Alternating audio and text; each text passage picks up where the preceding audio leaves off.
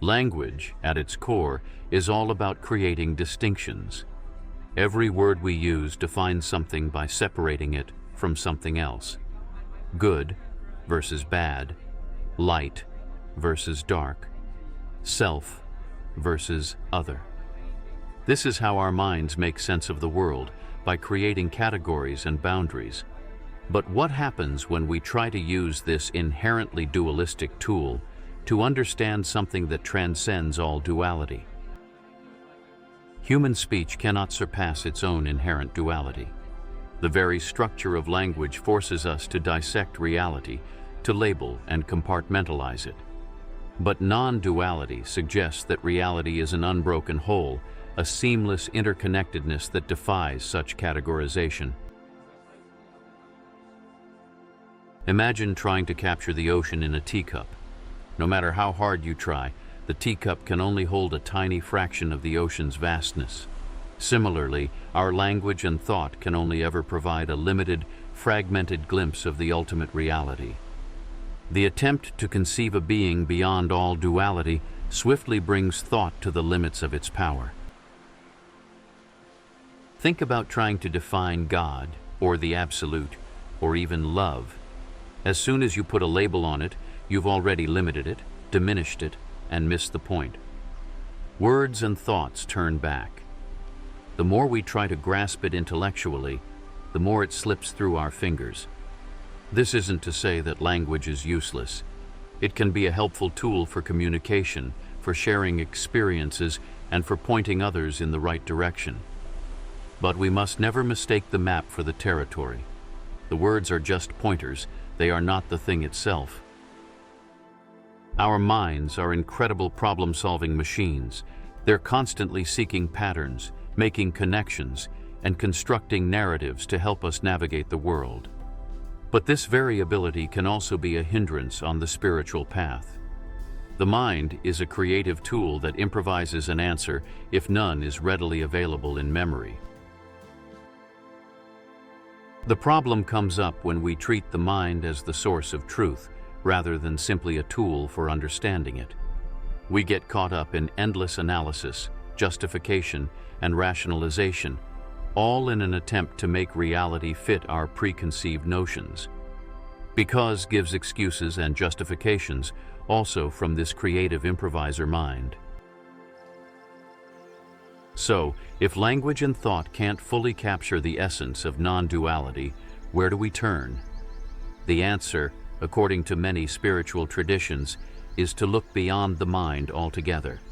The answer is not in the mind. Reality lies prior to the appearance of the mind.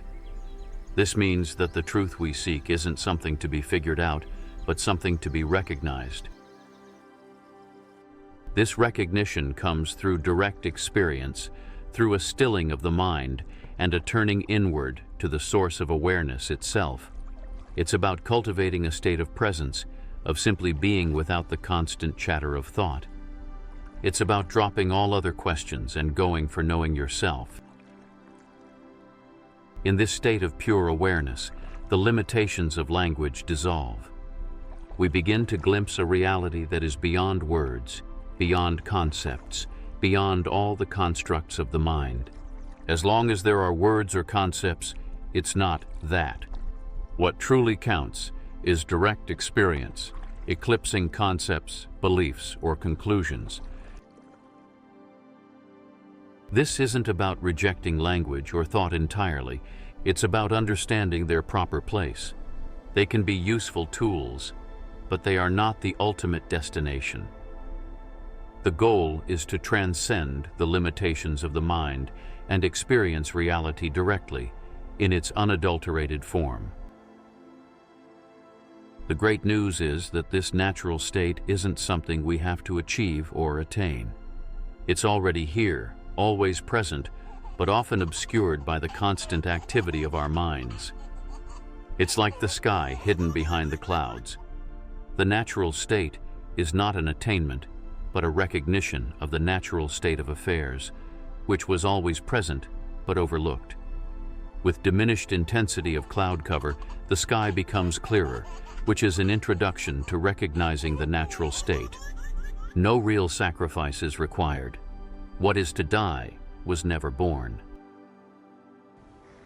It's not about becoming someone new, but about uncovering the truth of who you already are. It's about recognizing that you are not the limited, separate self you thought you were, but rather an integral part of the boundless, interconnected whole.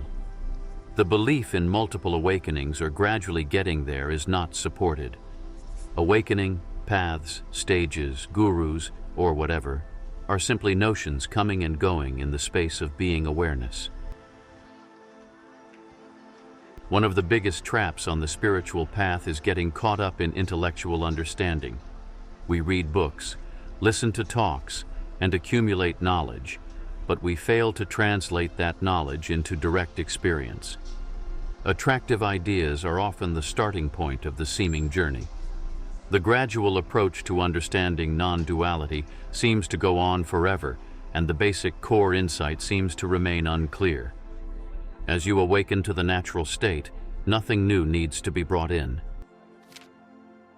We start believing that we need to do something, achieve something, or become someone in order to realize our true nature. But the truth is, there's nothing to do, nowhere to go, and no one to become. You are already that which you seek. So how do we navigate this paradox? How do we use language and thought without getting trapped by them? Cultivate self-awareness by paying attention to your thoughts and emotions without judgment. Notice how they arise, how they change, and how they eventually pass away. Practice mindfulness by bringing your attention to the present moment. Focus on your breath, your senses, or any activity you're engaged in. Engage in self-inquiry by asking yourself, "Who am I?" or "What is this?" Don't look for intellectual answers, but rather use the questions to turn your attention inward toward the source of awareness. And finally, prioritize direct experience over intellectual understanding. Spend time in nature, meditate, or engage in any activity that helps you connect with the present moment. The journey of understanding non-duality is a journey of unlearning, of letting go of our preconceived notions and embracing the mystery of existence. It's a journey that takes us beyond the limitations of language and thought into the boundless realm of pure awareness. We must be willing to learn from others with more experience to transform not only the ones we teach, but also ourselves. It's like peering into the eye of truth. It can be scary, but the potential for peace is unmatched. Non-duality isn't a concept to grasp, but a reality to embody. It asks us to go beyond the known, to venture into the uncharted territory of our own being. Remember, the truth is not something out there to be found, but something in here to be recognized.